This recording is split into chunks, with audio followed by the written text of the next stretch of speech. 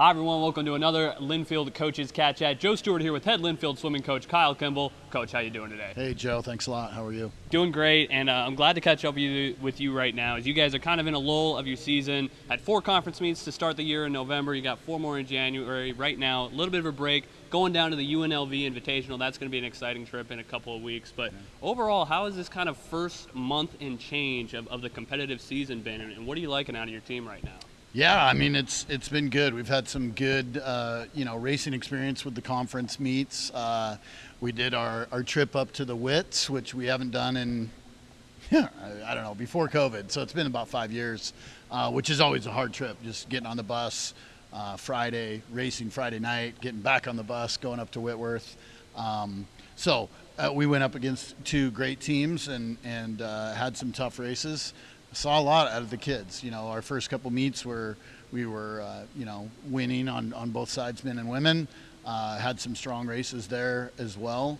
I know I'm going backwards, but I'm just saying that it's been good. It's been different. I don't know. There's a different feel this season. We've got a little bit of freshman power coming in here, and I know you'll get to that, but I see a lot from our team. We did a lot of good training here the first couple months, and now we're into the race mode. Like you said, we're in a lull, mostly just trying to keep in the water, Thanksgiving. Now we're kind of ramping up for this UNLV invite. I was telling one of our freshmen today, actually, that the reasoning to go to a UNLV invite, race against D1 schools and stuff, is just to get comfortable racing, high-level swimmers. I think we get a lot out of that. The years that we've gone to that meet, we've come back and we've had a lot of success later in the season after going to that competition. So we're looking forward to going down to UNLV. We're looking forward to getting some great experience racing, getting comfortable on the blocks, and then getting that big push into the rest of the season and coming back and racing our conference foes, and then going to the conference championship meet. So. Yeah, the Wits obviously always a good barometer for where you are in the conference right now, and obviously racing against D1 competition will do that as well.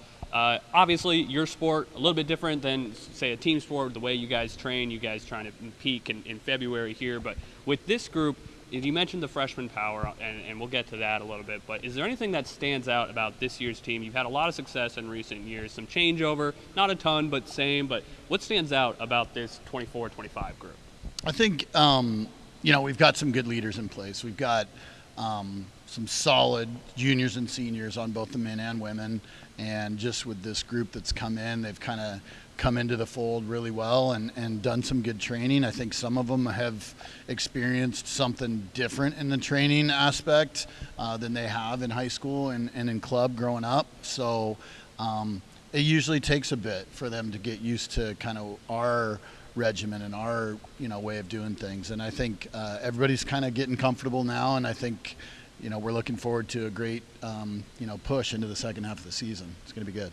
All right, talking about some individuals here. On the women's side, we got to start with Kirsty Keppel. Obviously, last year as a sophomore, comes in as the Northwest Conference Championships co-swimmer of the meet. Really impressive performance for her last year, and she's picked up right where she's left off, stacking some wins here early on, even against teams like the Wits. How has she continued to improve here as becoming an upperclassman, trying to build on that sophomore season? She just seems like she's just continuing to elevate herself. Yeah, I think one thing with Kirsty is she takes care of herself in and out of the water better than she did when she came here as a freshman. And she takes care of her training in the off season.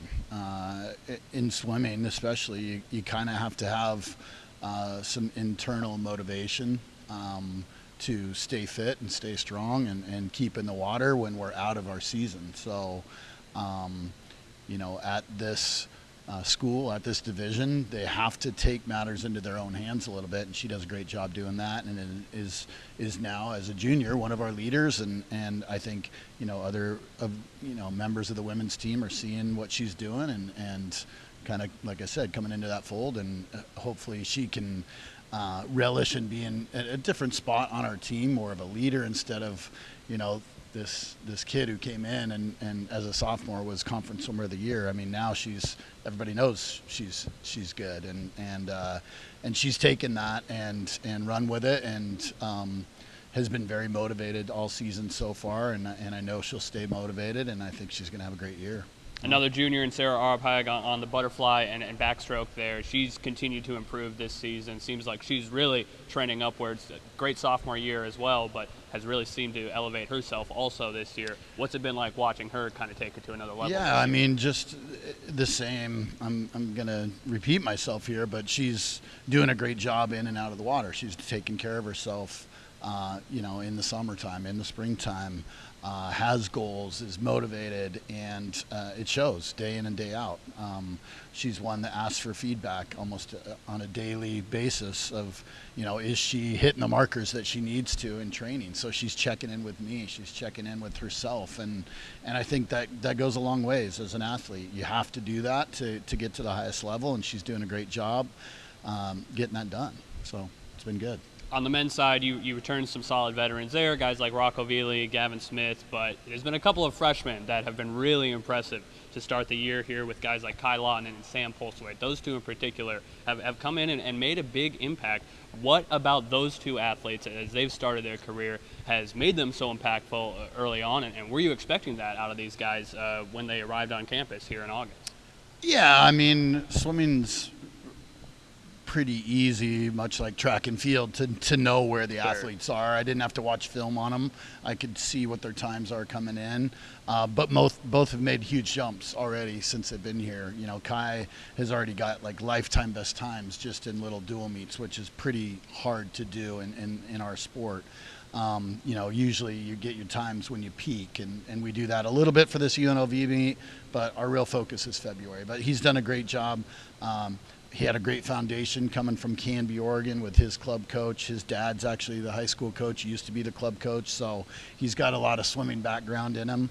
Sam, coming from Newport, had what I call a good stroke guru of a coach out there, and has got a good foundation as well. So I knew they were going to be successful coming in.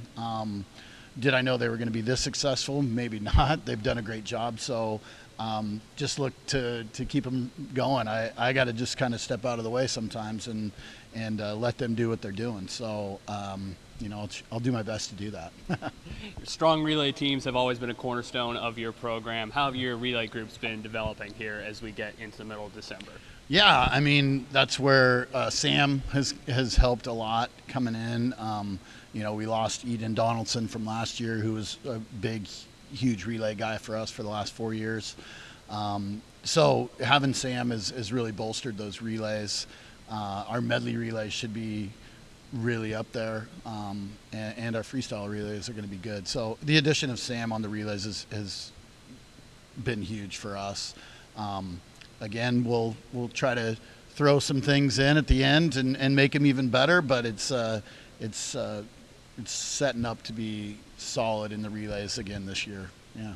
So heading down to UNLV here in a couple of weeks, and that'll be exciting, as you mentioned, racing against D1 competition, taking a training trip down to New Mexico to take on University of New Mexico. With these next couple of trips, where are you hoping to see this team develop as you get into the stretch run of the regular season going into January? Yeah, I think right now, again, just like you said, the focus is getting some more solid racing experience, getting up on the blocks against people from outside of our area, and that's why we do a training trip, not only to get away from campus and get in the sun a little bit, but also expose ourselves to different areas of the country and different competitions. So I think that's kind of the element. We've already kind of been swimming here, and now we're going to get outside of our box a little bit. I think that's just going to give us another feather in our cap, a little bit more experience, and hope that it all comes together like it has in the past, and have a successful end of the season.